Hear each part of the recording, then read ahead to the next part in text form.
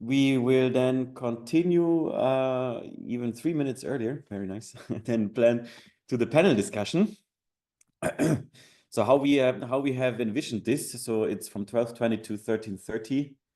We have prepared some questions, kind of icebreaker questions for the panelists, and we will just go one by them or ask them one after the other, just to get people in the mood of talking. And then basically, if then the audience has questions or comments or ideas, just after this question block, then you can very much, you're very much welcome to post them.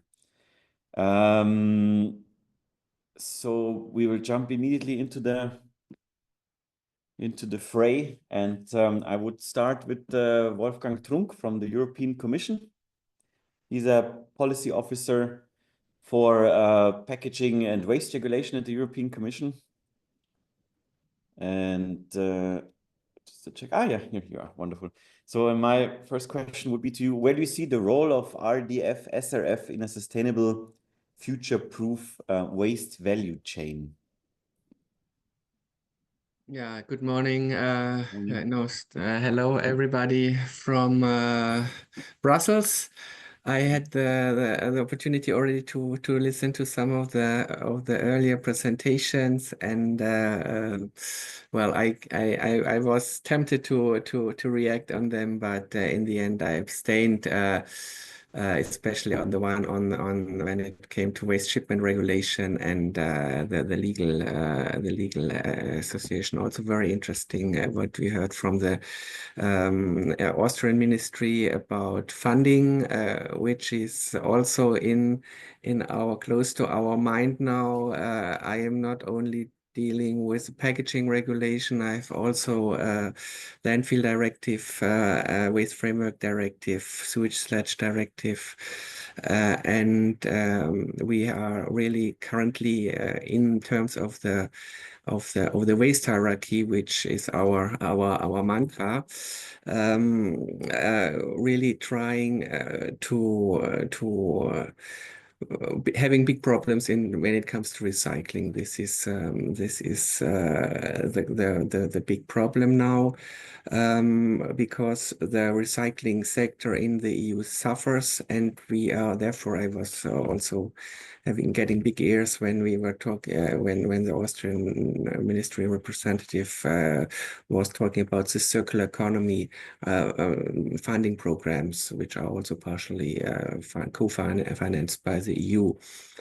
No, the SRF for us, first of all, let me say it is important that we really see the improvement, not only in the SRF, in this ISO standard, that the quality, the product property that we are talking about, a standardized product meanwhile. So that was a big progress to find a proper place, a better place of SRF or solid fuels out of waste, into a circular, a sustainable waste value chain. That was a very big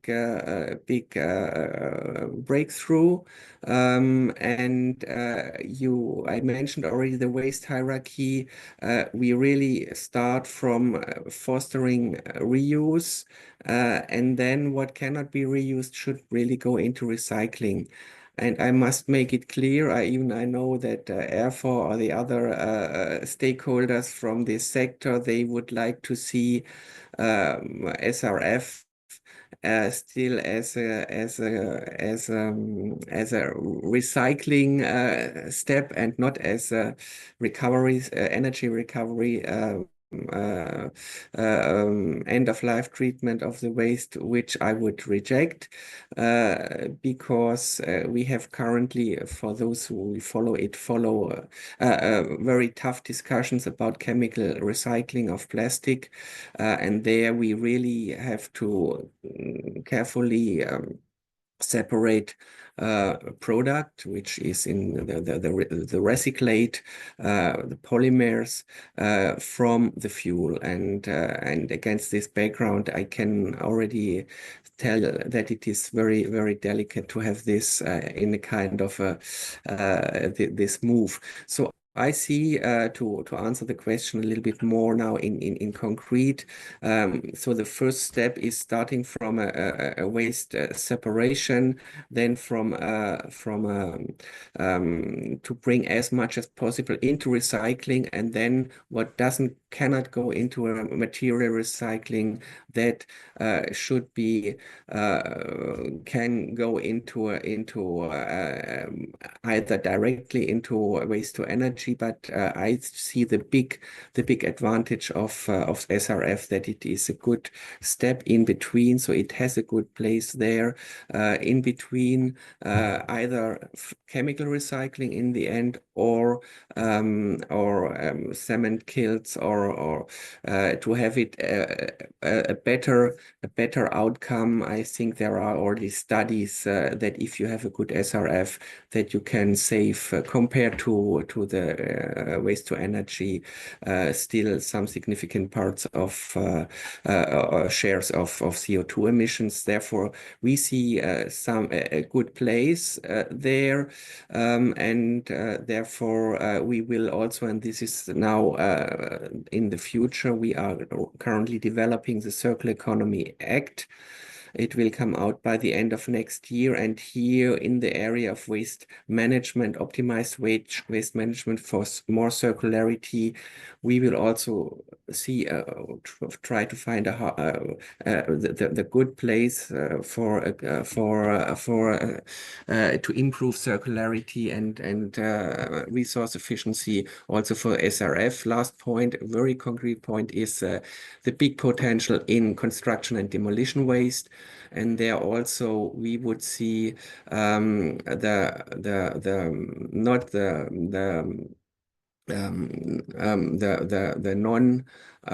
organic part of the construction and demolition waste, not the aggregates, but the rest, which is apparently, I think, 30%.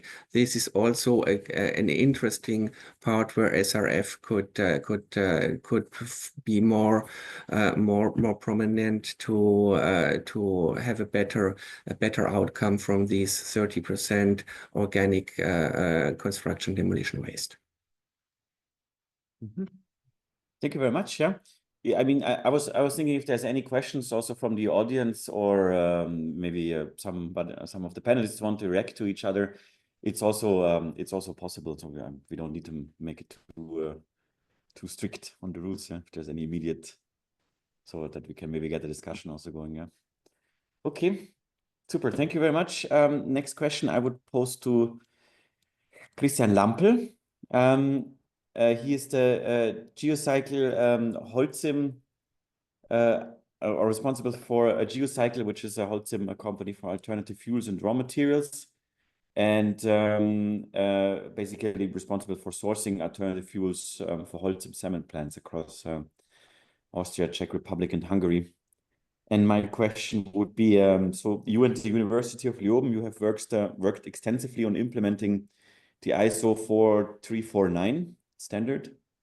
And this is a standard for recycling index. And what do you think would be required to bring the standard into more active industrial use to strengthen waste circularity? Thank you very much for the question. Thank you very much also for the answer from Wolfgang Trunk, where I have really directly can respond. What we have to do, we have to convince people that what is co-processing. And co-processing, unfortunately, it's not so easy to explain, because it's both.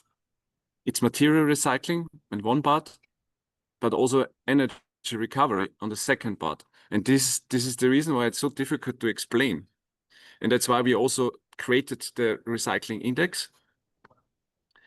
And with the recycling index, our main objective, and I'm also very direct, like Mr. Trunk, is to gain recognition of recycling index within the waste frame directive, maybe even if maybe it's possible also in the circular economy directive.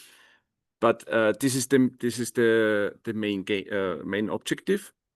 We aim to contribute to the recycling rate of solid recovered fuel, or let's say to the recycling rate of plastic. And this is what we have to understand, that we are not, we are supporting the recycling industry, especially plastic recycling industry. We are not taking material and bring it to the incineration. No, we are supporting the recycling industry by bringing additional recycling rate to this industry. So what we have to do is we have to plan. We plan to engage and inform various stakeholders, including authorities, plastic industry, about this target. One example is, for example, the engagement what we have done already with the composite material manufacturers. And from what we have also to do is that we have, from the technical point of view, we will begin to measure the ash content in accordance to the ISO standards to gain operational insights into the actual level of contribution. That means we would like to engage many cement factories to measure according to the standard, and to show and to that we can see what is the contribution for the recycling in the plastic industry, for example. So these are our next steps. So information and also technical things, and measuring the ash and measuring the contribution. Okay, super. Thank you very much. Christian? Yes. There's any immediate reaction or comments, please feel free to ask. Yeah? Well, And just as you mentioned it, for me it is a very marginal area that you are this increasing the plastic recycling rate with SRF, that you can maybe elaborate a little bit bilaterally, elaborate a little bit better. I didn't get that point. What would be your contribution to a higher recycling rate? But not now, please. I think this is very sophisticated and very specific.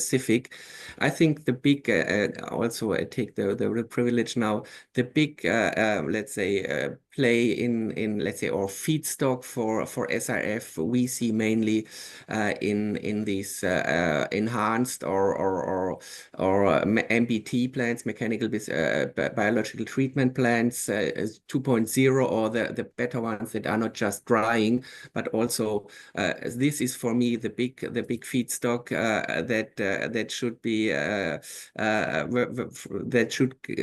can go into a SRF production at that ISO standard I mentioned, and the other one, let's say, is for me not such a low-hanging fruit than the plastic recycling thing. But please, I don't want to monopolize the discussion now for this, for me, still marginal part of the cake.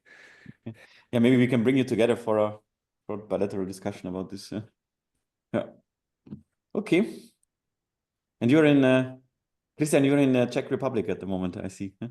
Yeah, I'm in the middle of Prague. Super. Cool. Marginal, it's true. It's marginal. We are speaking about 1, maybe 2%. But as long as we have very high recycling targets, even 1 or 2% are important. And I see a second feedstock, and the second feedstock is all the rejects from the recycling industry. So if you recycle, you have rejects, and this will be in future the main, or a very important feedstock for the cement industry. Well, I don't. This is okay. Yeah, but with our new, for instance, packaging makes 40% of all our plastics. But with the new packaging, you will decrease the rejects. You will have better design for recycling already. You will have better waste disposal in the households. You will have better waste sorting plants, and so better separate collection. So, and that all reduces the rejects. And I was yesterday even at a new sorting facility. So I wouldn't see this as the business case for the future. But okay, this is my personal position or Okay. belief. I believe in the discussion. I cannot convince you now, Mr. Trunk, but we will do it in future, and we will show you the figures. Yeah. Yeah, interesting. Yeah, so we can organize a whole roundtable about this discussion. Okay, super. Thank you. Next would be Martin Schneider from the VDZ, German Cement Works Association, as already presented. And the question to you would be, what governmental support is needed to make the roadmap that you presented possible or successful? Yeah, I think there are two aspects. Now I've been talking about the resource roadmap, and I've also, I think, made clear that it is part of a bigger picture. And I think the bigger picture needs full support of the government, but also of the full value chain. And we can feel that is already taking place. That is, so to say, it's an emotional support that's more general.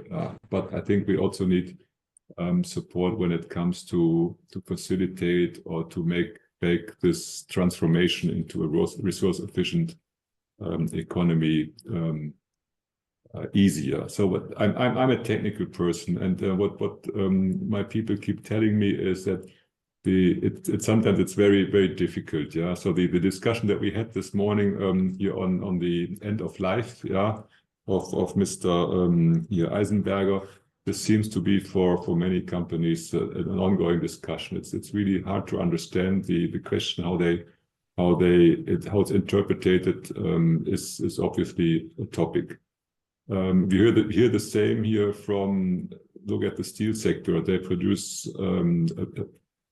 slag, and the most important fraction here for us is blast furnace slag, but also other byproducts, and they're all subject to this always the question: is it a waste? Is it a byproduct, or is it a product as such? And that makes it obviously in daily life cumbersome. That's what I hear, and I think that a little bit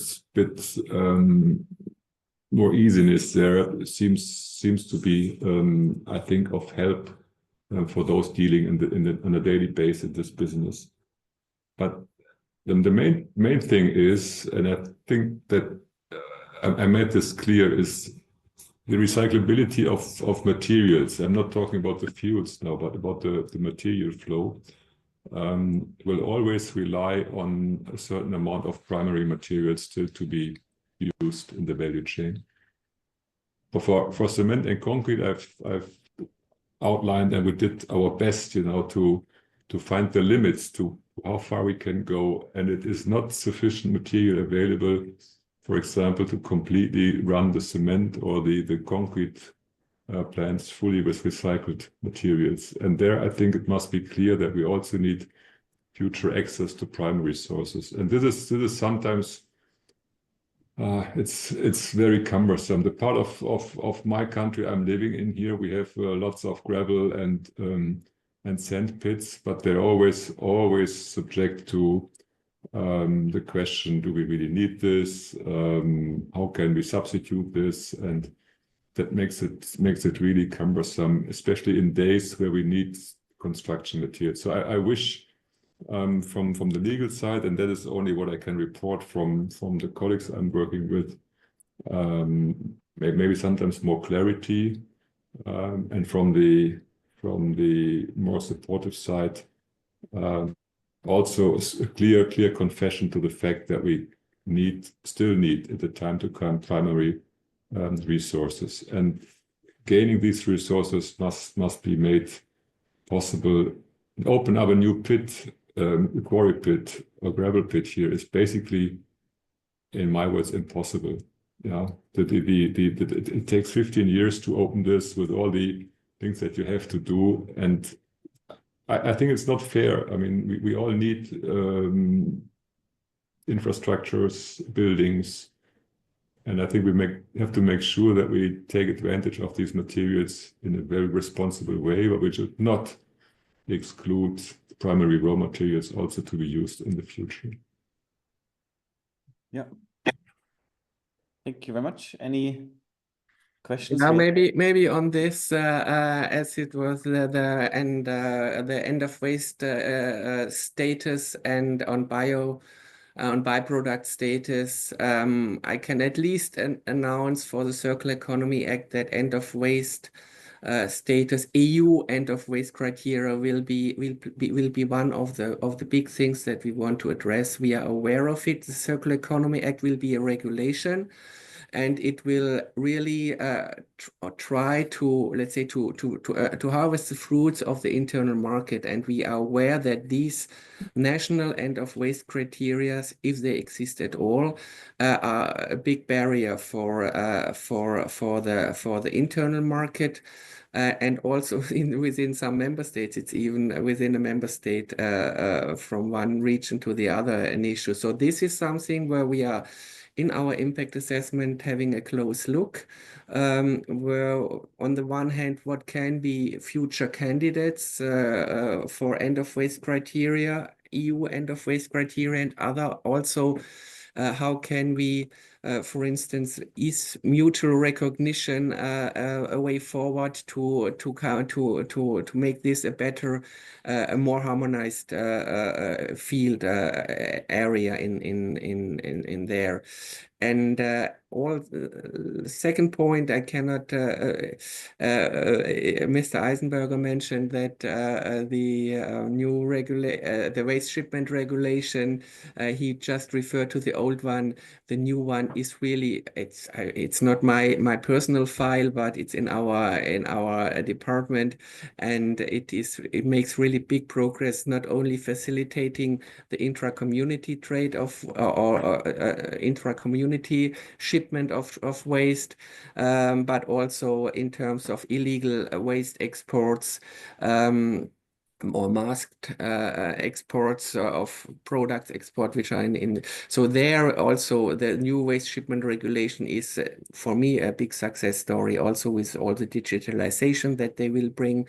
So the colleagues are really doing a good job there. So I wouldn't say it will not be much better. I would say it will be significantly better in many areas. And last point on the waste shipment or list of waste.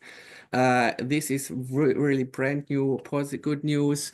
We managed to list the so-called black mass in the list of waste category of hazardous waste. That means like this, we keep these the batteries, the old batteries in the EU market, so they cannot be exported anymore.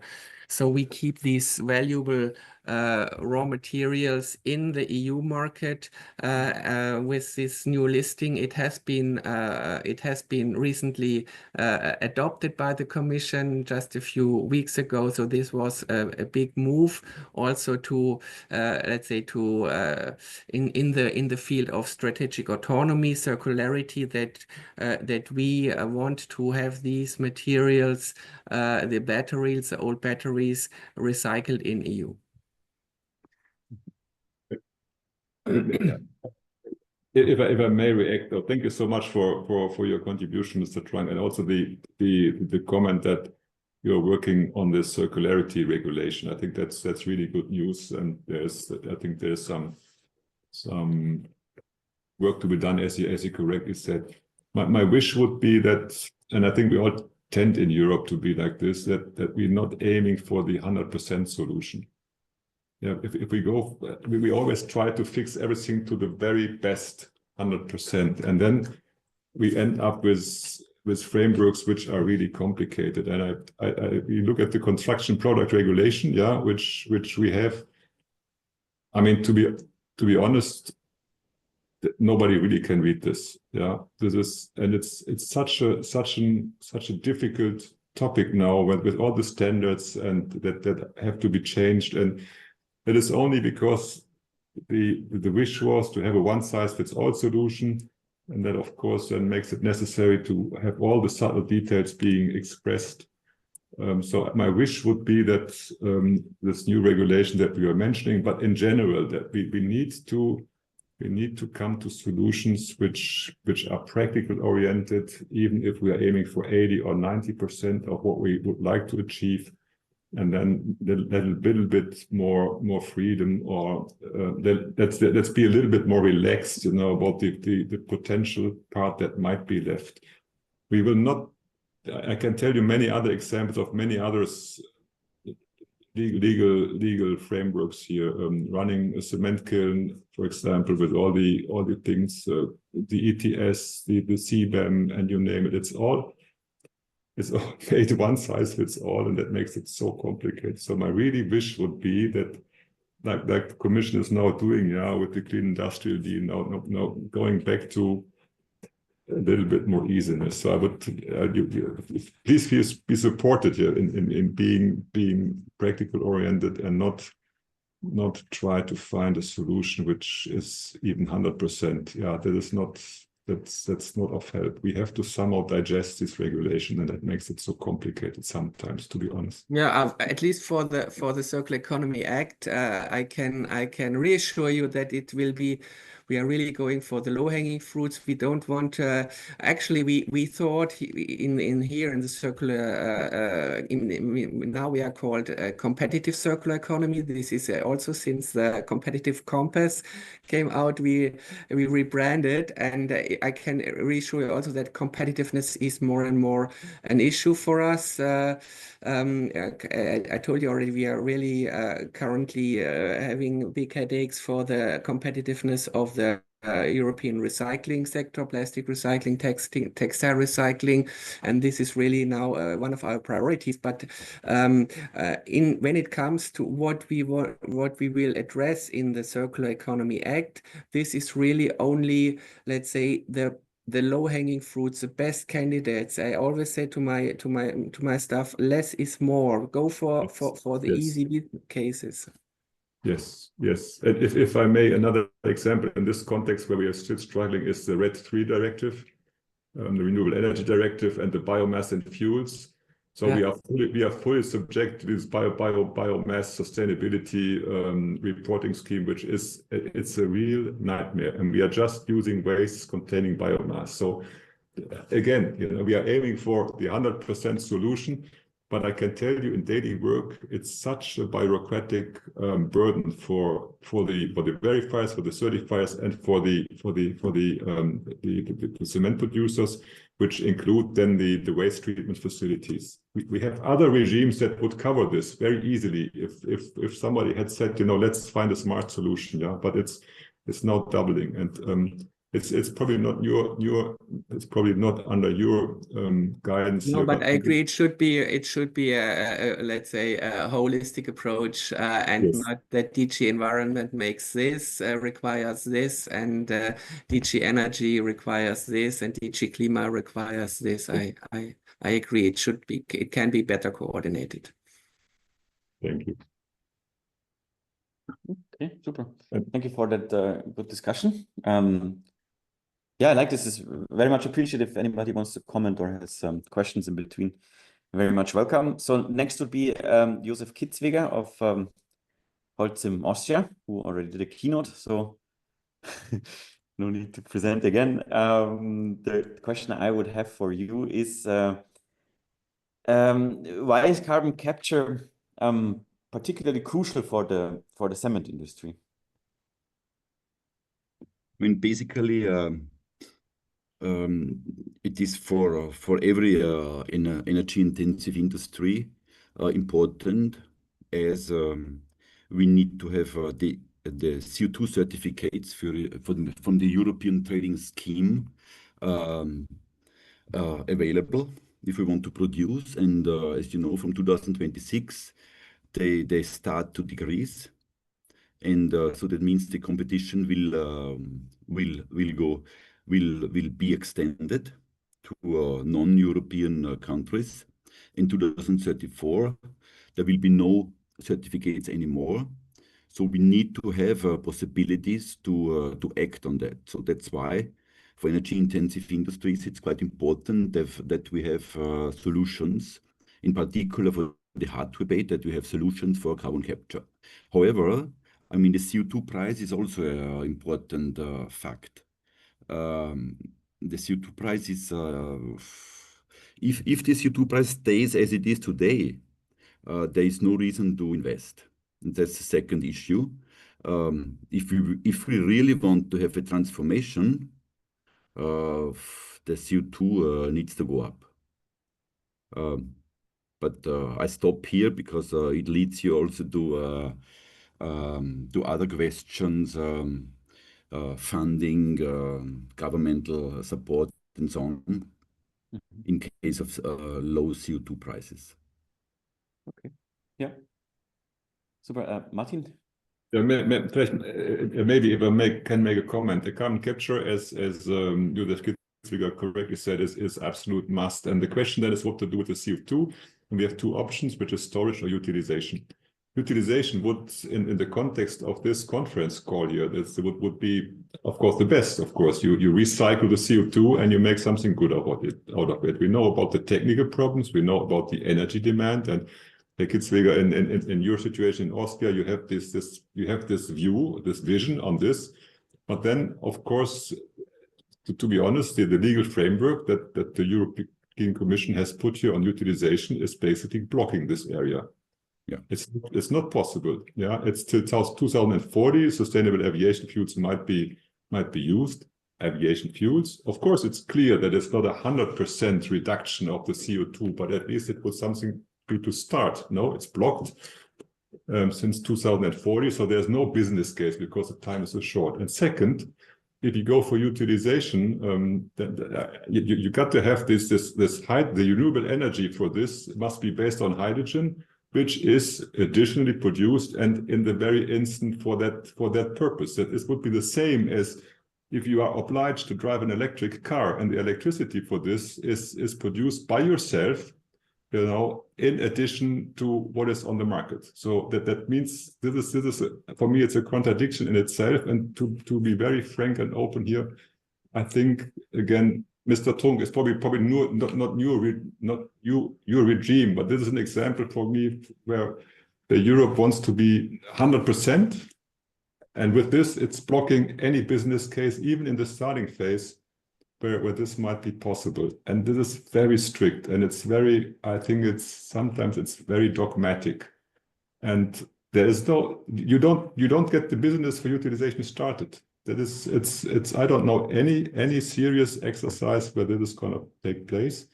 And the framework, the regulated acts for this are still pending.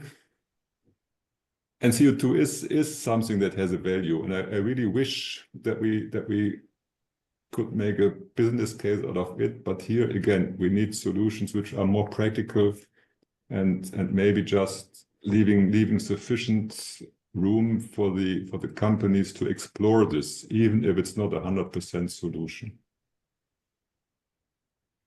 So I can only agree on that. So that's what I meant on the legal framework. The politics needs to work, because as it is today, we want the transformation, but we do not act on the corresponding legal framework. This is also the CO2 of the cement for CCU is another question. Today, if we go for CO2 delivered for CCU, I mean, then we would still have to buy the ETS certificates, which is basically bringing us into an obligation to go for CCS. So all this, and also that what was mentioned by Mr. Schneider, that CCU is really blocked. It's not really convincing us that the European Commission really has a pressure to bring the transformation forward. This is sadly said, really the case. And I have really doubts how they will produce the the fuels and the plastics and everything which is based on on fossil fuel, how they will produce it, don't know, 2040, if the innovation steps to arrive to these points are blocked. Because innovation need to be happen. We cannot then switch from one side to another and say now let's use the CO2 and produce these products. This is we need to prepare that, and for this we need to have the legal framework. So that's Yeah, I can only yeah. agree Well, with of what course, indeed, I'm not. This is not my competence. The more I was interested, for me, it was interesting, Mr. Kitzweger, when you mentioned these 7 significant grants that you got from the innovation funds for CCU. So what concretely is this? Are these plants doing that where you got the innovation fund millions or hundreds of millions? I mean, let's say those plans they presented to the European Commission a carbon capture technology, and also presenting a solution for transport and storage. But in only the intermediate storage or the long time storage? No, actually CCS is carbon capture and sequestration. So that means I mean this is should really stay there. Because you mentioned when you are on one of the that this the real storage is only in many years. In 5, 6 It's a permanent storage of CO2 in a depth of more than 2,000 meters in depleted oil and gas fields or saline aquifers, where it is put by pressure into this sandstone and porosities where the oil and gas before had been stored. And the logic is that the gas was there for millions of years, so the CO2 should replace the gas or oil and should stay there for millions of years. But I mean, this is an intermediate solution because we cannot yet go for CCU because all the facts which had been discussed in the last 10 minutes, and I have nothing against that, but it is I mean, it's not really showing a high responsibility to push CCS and to forget CCU completely. And that's actually what is happening. We should prepare CCU legally and also from the infrastructure, from hydrogen and so on. At the moment, I have the impression we rely only on CCS. Only on storage, yeah. But Mr. Trunk, the storage is permanent, but the solution is an intermediate one, not mixing up. That the CO2 is not intermediately stored and then it's permanently stored. That's part of the application for the innovation fund. You must have a solution where you really reduce the CO2 according to the rules, and that means it's permanently stored. But of course, the idea is, at a given time to make use of the CO2. It's such a precious material. Of course, it needs energy to be converted. But this is, as Mr. Kitzweger said, and I was underlining, that is still very difficult today. I mean, honestly, it's impossible because legislation is not made for this. And that is what we would like to address and to make possible, also in the sense of recyclability of the material. I mean, you use it's basically a potential raw material for the oil, to the carbon-based or fossil carbon-based chemical industry, for example. Okay. There's no immediate questions. I need to also check the chat, but I don't think so. No. Maybe a follow-up question to you again, Josef, Mr. Kitzweger, since you need to leave now. What governmental and industry steps, in your opinion, are needed to accelerate the CCUS? So, in Austria specifically, yeah. Yeah. I mean, I think we discussed in our presentations today, we discussed about still the technological risk on carbon capture. I mean, there is a worldwide, as we mentioned, not one single cement plant capturing the full CO2 emission of the plant. There are some projects coming, but so that means it is really necessary, these investments, and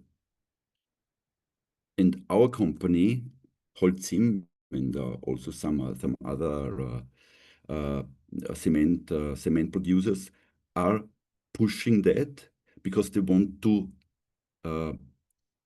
go through these innovation steps. Let's say smaller companies, they have rather still a bit of resistance because it's such a lot of money. And I think the responsibility of the government is that what happens on the European level to fund these innovation steps in order to get as quick as possible full-scale solutions. So this is important. Of course, that we need to mention that as well.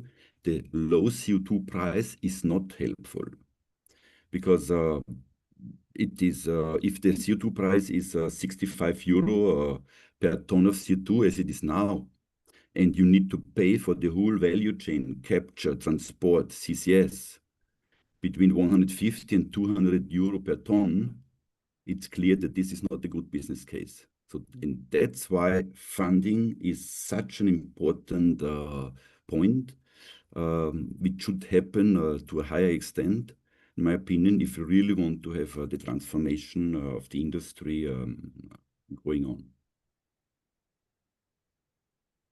Yeah. Thank you very much. Any comments, reactions, ideas to this? Everybody happy. Beautiful. Next is I would go to Robert Uwek from CRH. So, hi, Robert. Hello.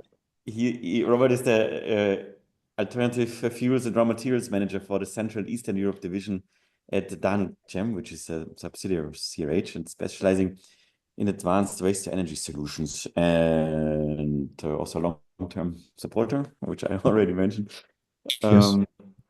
So my question basically to you would be, how does alternative fuels usage contribute to decarbonizing the cement industry, and which trends in your perspective or are you expecting in the coming years? Okay, Ingo, thank you for the introduction and also inviting me to the panel discussion. It was mentioned already, Mr. Schneider, that what is alternative fuels are important, but I would like to start not repeat but emphasize again that the use of alternative fuels is a key for the cement sector to achieve the carbon neutrality by 2050. If we see the current status that by 53% substitution rate as we have today in terms of thermal substitution rate, it's equal by 23 million tons of carbon dioxide emissions, what we avoided in the cement industry each year. So it's a huge amount, and it's increasing year by year because in the European cement industry, it aims to reach the 60 substitution rate with alternative fuels by 2030 and 95% by 2050.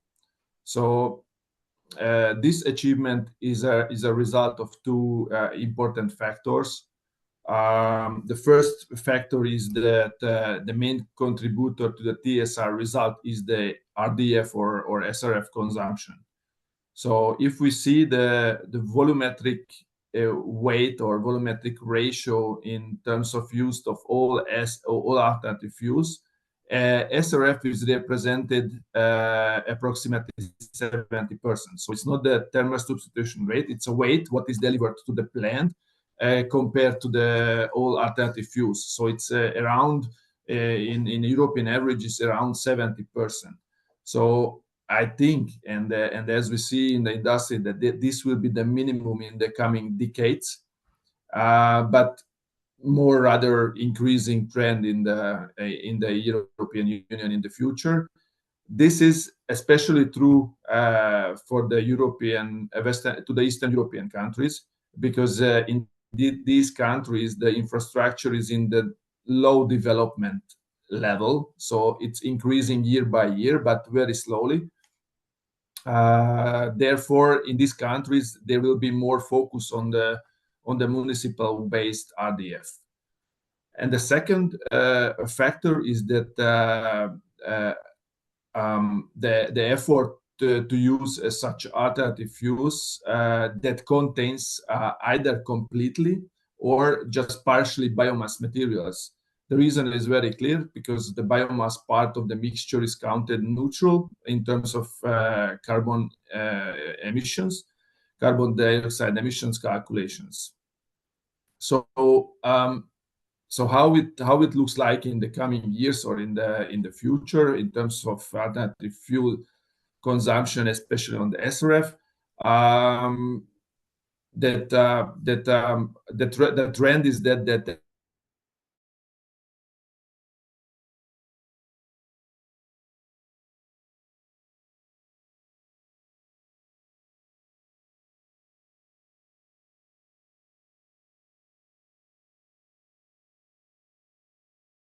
95% of the total substitution from energy point of view. So that's the one point. Another one point is the decarbonization or decarbonizing the RDF supply chain. So what does it mean exactly? That RDF users to look, and in the future even better, will look the potential benefits of the low carbon feedstock in the RDF and SRF production. What does it mean? It means that nowadays if you see the composition of the typical RDF, then that 20-30% is plastic inside, which results fossil carbon emissions. Yes, because plastic is built up by hydrocarbons. So it's additional CO2 emission, but if this plastic fraction will be removed from the industrial waste streams, this is also beneficial for the recycling industry, because it will be then recycled fully, and also added value to the CO2, less CO2 emissions. Secondly, more focus will be dedicated to sorted municipal waste streams with different biomass content, because of the biogenic fraction of this stream.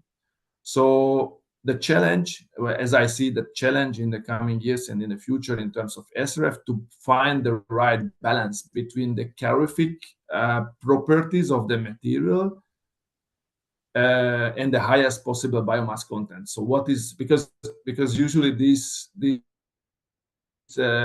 factors are moving in a different direction. So either the calorific value increasing, the biomass content is decreasing. So where to find the balance in the cement operators between these two factors? So that will be the main factor to defining the future usage and consumption of SRF.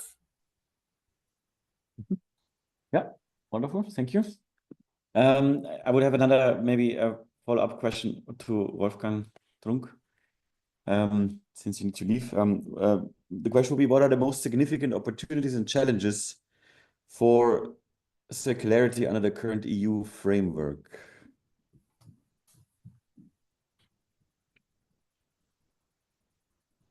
The challenge is maybe the energy prices, the low oil prices that bring our recycling models in the EU in a very difficult situation. And if we see that they are just closing down because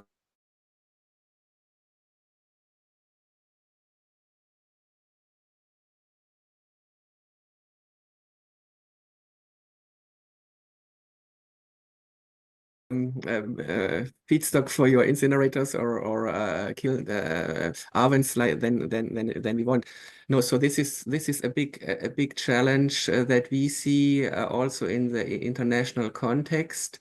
We do not want to delocalize our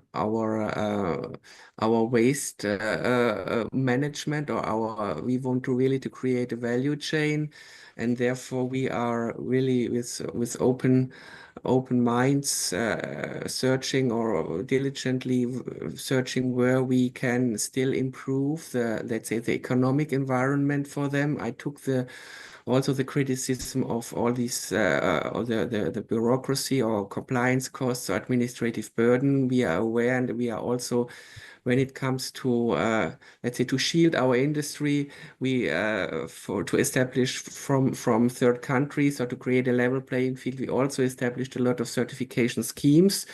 But we are aware that it is a big let's say, also all these auditors that come to your plants, and there is a lot of double. So also here we see some room for simplification or streamlining, which in the end could improve the competitiveness of our let's say value chain businesses. Yeah. Okay. Super. Okay. Thank you very Yes, much. and indeed, I have to leave. I wish you all good luck, and thank you for your attention. Bye. Thank you. Bye-bye.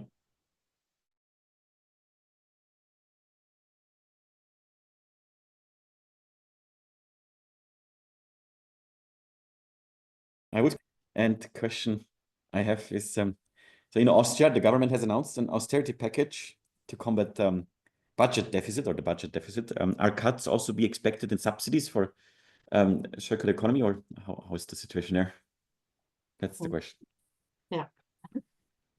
Yeah, the expenditure cuts and the budget deficit is all over the news at the moment, and it is already clear and can be read in all the media that there will be significant savings in climate and energy subsidies.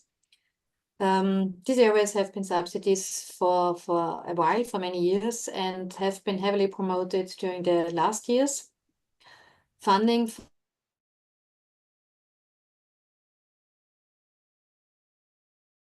economy before, and cutting them right now would send the wrong signal. And by the way, the funds that we can grant are much lower than the funds that are used for climate and the climate and energy area. And as far as I can tell at the moment is that the funding will be available as planned. This means that we plan 60 million to spend this year and about 50 million next year. Okay. Good. Thank you. Any questions from the audience? I wanted to say the Austrians, but it's the audience. So then next is Martin Eisenberger. And question would be to you, Martin. What kind of change in the regulations and directives would you find necessary to ease the bureaucratic burden for inter-country transport? That's a very nice question, because if I start now, we would be here until the day after tomorrow, maybe, very good. and I'm still not be ready. I think the biggest problem is right now that we constantly talk about debureaucratization, and the exact opposite is happening. We're not having any. Mr. Trunk said that the new shipment regulation is going to be much better than the old one. On paper, maybe, but for example, the member states have shorter deadlines now to answer notification processes. The problem is that they don't even meet the longer deadlines. They're for sure not going to meet the shorter ones, because they simply don't. Sometimes they don't want. Sometimes they don't have the administrative capacity to answer or to present a notification. And sometimes the notification applications are not very good. And therefore, we're going to have the same problem that we are having now, because if they don't meet those deadlines, you have to go to the courts, and that takes between 2 and 3 years to get a notification approved. And if that approval is after 2 or 3 years, nobody wants that material anymore. It's gone somewhere else. It's probably lost in the forest somewhere, because it's just too expensive to wait those 2 or 3 years. And I think that's the biggest problem, that we are having a bureaucracy that has very limited idea of what's really happening. They have most of the people who are and Ms. Rosenberger, don't take that personal now, please, but most of the people who are working in the administration, they never worked on practical issues. Yeah, everything is very bureaucratic, and I think that's the biggest problem, that we have to a little bit, that not everything is bad that is happening with waste. Our legal our laws are to prevent problems from happening, and not to get people and those problems. You can make stricter laws as much as you want to. If somebody doesn't want to comply with the law, the person simply doesn't do it. It doesn't matter how strict the law is, and the stricter the laws are, the harder it gets for people who want to comply with those laws to really keep working, and to really keep the industry and keep the circular economy flowing. And I think that's the biggest problem we're having right now. Okay. Yeah, Robert, do you want to comment? Yes, I have a comment and a question here to Mr. Eisenberg, that from the European Union side, from the European Commission side, was the argumentation that avoiding the paperwork and putting to the electronic platform all the documentation, everything, it will help and it will reduce the bureaucracy. How do you see? Is that really added value, or it's just a kind of? Well, I think if it will be implemented in all the member states, it's not going to be a problem. But for example, the notification process, we still have countries in the European Union where you have to write a fax. Not even an email is allowed to be written. You have to write a fax to get the notification. That's Slovenia. You have to write a fax that the notification is getting approved. And as long as we have that, and it doesn't matter how much the European Commission wants to de-bureaucratize the whole system, as long as you have countries who don't even allow emails, it's not going to work. And what we're going to have is, we're going to have a legislation that states you can send, everything is automized, but the member states who don't comply, they're going to have infringements, and it's going to take 3 to 4 years that those infringements are worked out, and then they still don't comply. Yeah, because if I know well, then it has to be started from 2026. So it's next year, actually, this platform. And it's not going to happen because the platform doesn't exist yet. And we all know how long a platform takes to be constructed. That all member states are meeting the criteria, and that all member states have the right electronic systems to be able to contribute to the platform. It's never going to be. And mark my words, it's not going to be happening in 2026, for sure not. Yes. Okay. Thank you. And the comments also from my side, it's actually to Mr. Trunk and Mr. Lampel. Unfortunately, both of them left, but the message mainly not for them, but it's for the platform, to the weTHINK platform. That I have the same feeling what Mr. Lampel said, that this recycling index is an important and very, very useful tool, could be to understand the material recycling part of the co-processing. So that's why, as I know, there is a kind of initiative at weTHINK platform to make a kind of position paper similarly to the co-processing was done before, where it can be easily understand for who is not from the cement industry, who is not really have a knowledge on the co-processing, what is it, but to understand why it is a support for material recycling. So I really also encourage the platform and encourage the academic part of the partners to have a kind of independent a statement and independent position on that, what can be useful for everybody. Mm-hmm. Yeah. Thank you. Thank you. Then quick check, no comments in chat. Yeah, okay. Lazar Radovanovic, I would also have a question for you. And that is, what is the outlook for new incineration plants in the future? So in the context of avoiding waste, are there any projections at Siemens Energy how this will develop?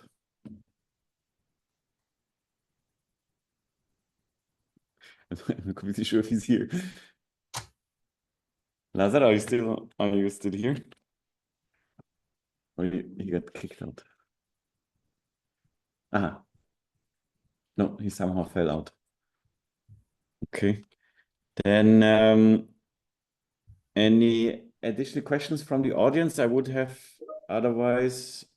Yeah, he probably fell out somehow. I would have another question for Martin Schneider.